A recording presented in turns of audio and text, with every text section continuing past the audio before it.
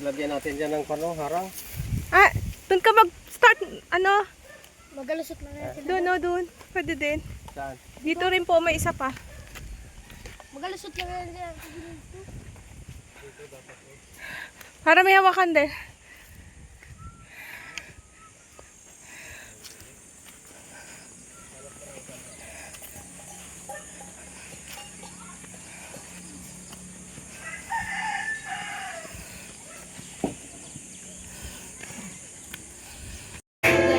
Amen.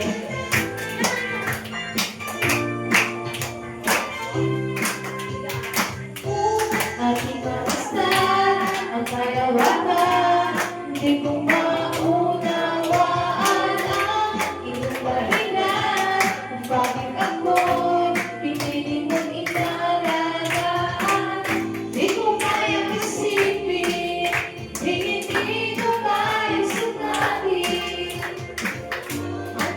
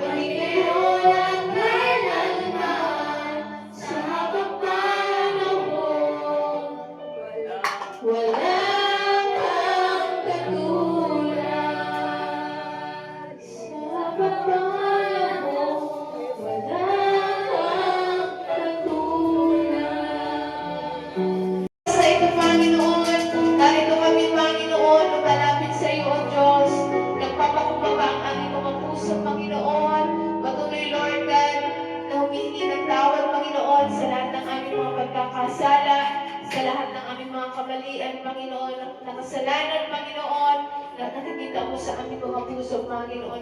Lord, sa oras na to, patawarin mo kami, Panginoon, at linisin mo kami ng iyong banal na dugo, upang kami maging karapat-dapat muli, Panginoon, sa tanghaling ito, Panginoon, na muli, Lord, na kami ay makatanggap ng iyong mga salita, ng iyong biyaya, Panginoon. At muli, Lord, sa tanghaling ito, Panginoon, ihanda mo ang aming mga puso, Panginoon, upang mapagtamnan ng iyong mga salita, Panginoon, at patuloy, O Diyos, manawa ang bawat salita na aming mga pakinggan, ang pag-aaralan, Panginoon, sa tanghaling ito, Panginoon. Ito po ay magpatibay, magpalakas ng aming pananampalataya, Panginoon. At muli, Lord, salamat po, Panginoon, sa bawat isa na iyong mga anak na dinako mo sa lugar na ito, Panginoon. Lord God, patuloy, Panginoon, ang kagalakan na ilagay mo, Panginoon, sa kanilang puso, Panginoon, ang bawat mga gawain, Panginoon. Lord God, na ito, Panginoon, ay tunay nga po, Panginoon, na bigyan ng halaga, Panginoon, sa pagkakalam namin, na hindi nasasayang ang lahat ng aming mga pagpapagal, Panginoon. Salamat po, Panginoon, patuloy lang sa gagamitin mo, Panginoon, upang magturo, Panginoon, ng mga aral patungkol sa iyo, Panginoon. Patuloy, Lord God, itago siya sa iyong likuran, ikaw ang makita, Panginoon.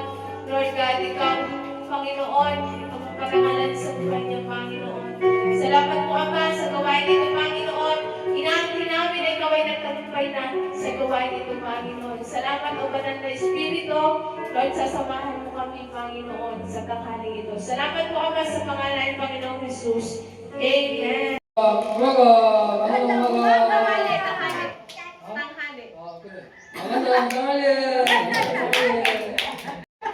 God, thank you for having this mentoring.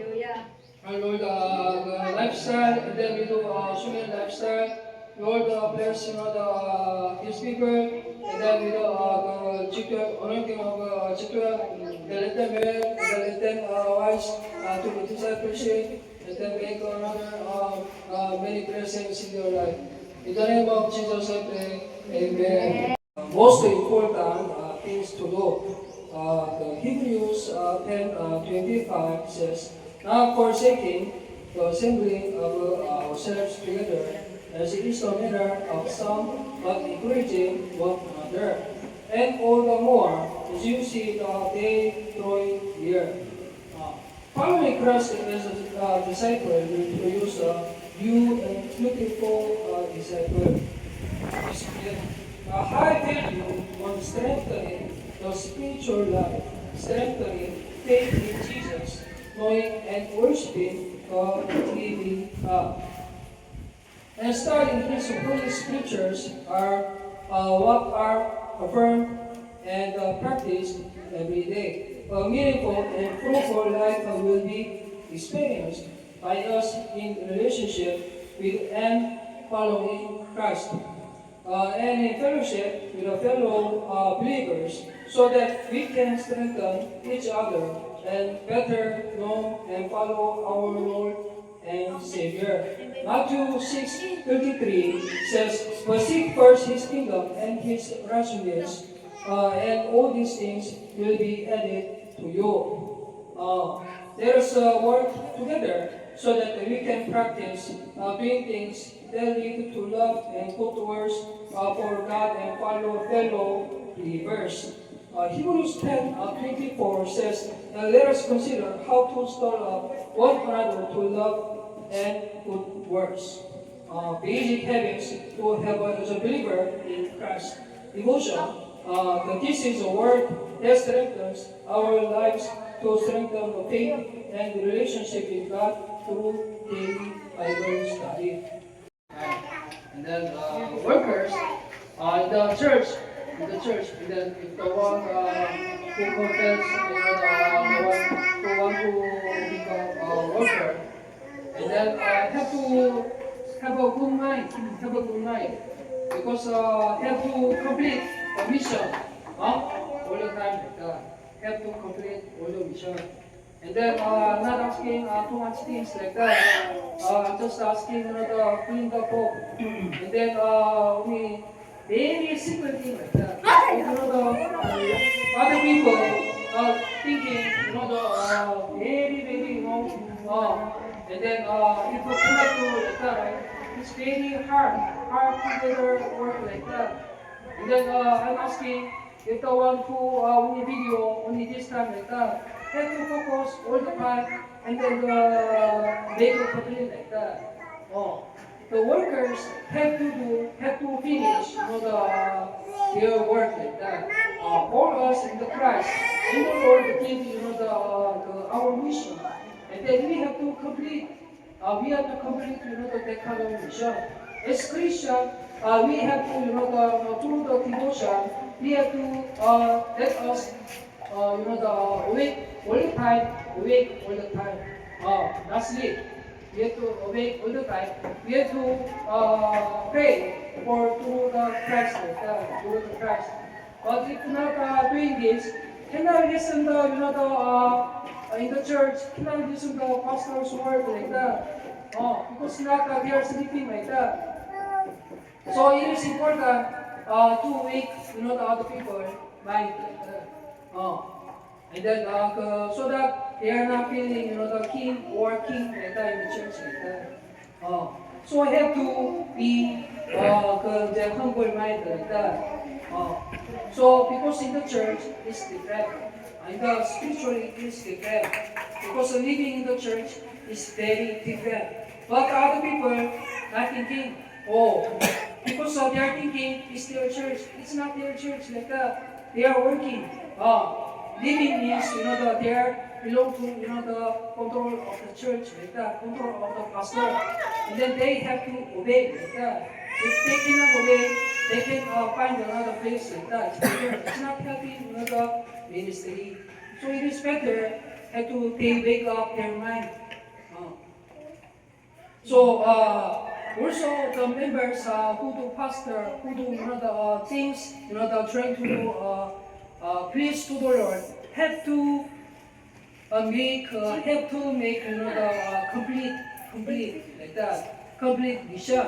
Have to daily, you have to obey, you have to pray, and then you have to obey all the time like that.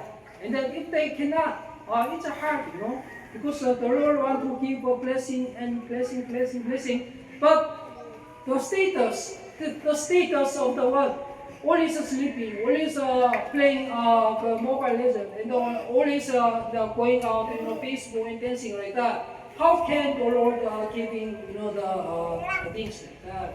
So have to wait and then have to finish the Lord's word. After finish, you can play whatever you are having. It's okay. But if not, have to complete daily work for the Lord, spiritual daily soul like that. So this is why the 10 people, 10 wife waiting on one husband.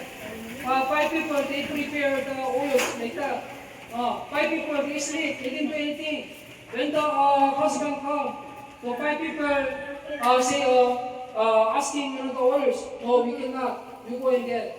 And then after that, the door is shut down like that. So it's there's no mercy at the time. There's no mercy at the time. Have to awake and then prepare is important. So that they have to, the workers have to, if they decide to do workers have to, help pastors like that. Help pastors and no give this like have to this try to work well like that. But sometimes they are feeling pastors like that. And then asking many things. It's not good for their things like that. Even they go to heaven, they will be judged. Verse 37 to 39. And he said to him, you shall love the Lord your God with all your heart, and with all your soul, and with all your mind. This is the great first commandment. And the second is repeat. You shall love your neighbor as yourself. This will bring about the wholehearted and worship, obedience to God's word, and unity with His purpose, in thought, word, and deed, and vision for life. Joshua 1 and 8 to 9 is this book of the law shall not depart from your mouth, but you shall meditate on it. Day and night, so that you may be careful to go according to all that is written in it.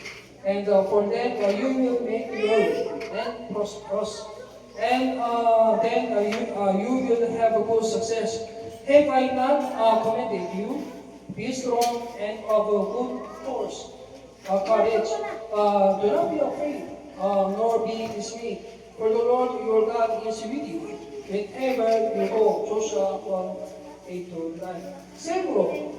This is a small organization that seeks to strengthen faith in God and follow His purpose. And let us consider how we may start one another to love and good works, not forsaking the assembling of ourselves together, as is the manner of some, but encouraging one another, and all the more as you see the day approaching. Hebrews 10:24 to 25. He names to help people come closer to and return to the Lord and work together in all aspects of life for the glory of God, to strengthen out each other's faith. Sunday celebration. This is a large gathering of believers in God who come together to give thanks, praise, and worship in spirit and in truth with all their hearts. Acts 2:42-57 says, and then continues that history. In the apostles' doctrine and fellowship, in the breaking of bread and in prayers, and the fear came on every soul, and many wonders and signs were done through the apostles. And all the believers were together and had common possessions. They brought their treasures and possessions and distributed them to all, as anyone had need. And day by day, as they met together in the temple, they broke the bread from house to house and shared their food with a glad and sincere heart, praising God and having favor with all the people. And the Lord added to His body daily those who are being saved. Equipping and training every child of God needs to be strong in faith, steadfast, and strengthened in all aspects of life in Christ. And prepare for God's beautiful the plan that will follow in our new life in Christ. That is why we have a series of studies so that we can be shaped and strengthened according to the will and the plan of our God. 2 Timothy 2:2. And the things which thou hast heard of me in the presence of many, commit to say unto faithful men, who shall be able to teach others also. Step application. Read Joshua 16:9, Hebrews 10:19-25, Acts 2:42-47, and 2 Timothy 2:1-7. Meet with your code leader to the personal international discipline. 이것이 그러니까 when you do Bible study, you only talk about the Word of God like that. Have to do in the order. Sometimes other people they are sharing their things like that, their disturbance like that. That is when you ask for prayer request, prayer time. And then it is important when you do Bible study. It's important the context, focus on the context, and then relate it on the context, and then with sharing the context, with the example, only ito like that. That focus to the context. It's important.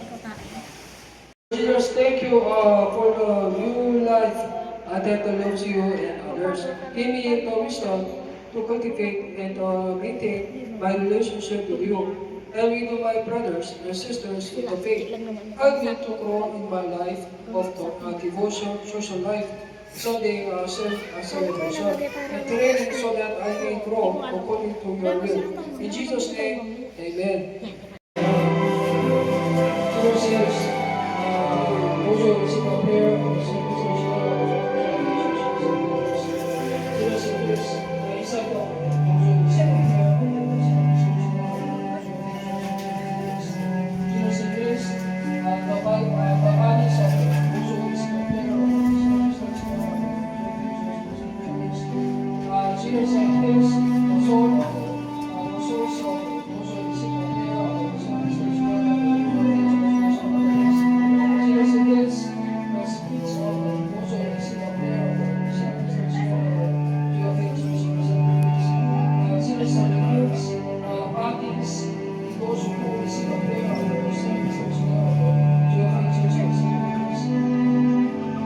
Jesus give a good feelings to those who receive the prayer of the saints. Jesus help those who receive the prayer of the saints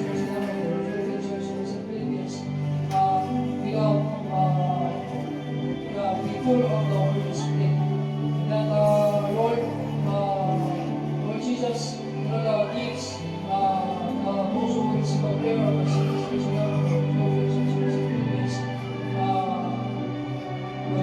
new power that will strengthen that we in the name of Jesus I pray. Amen. Praise God.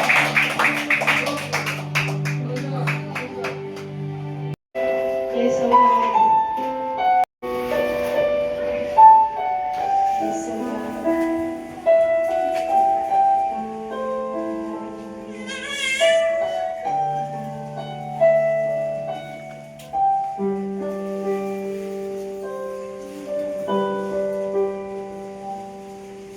You are the reason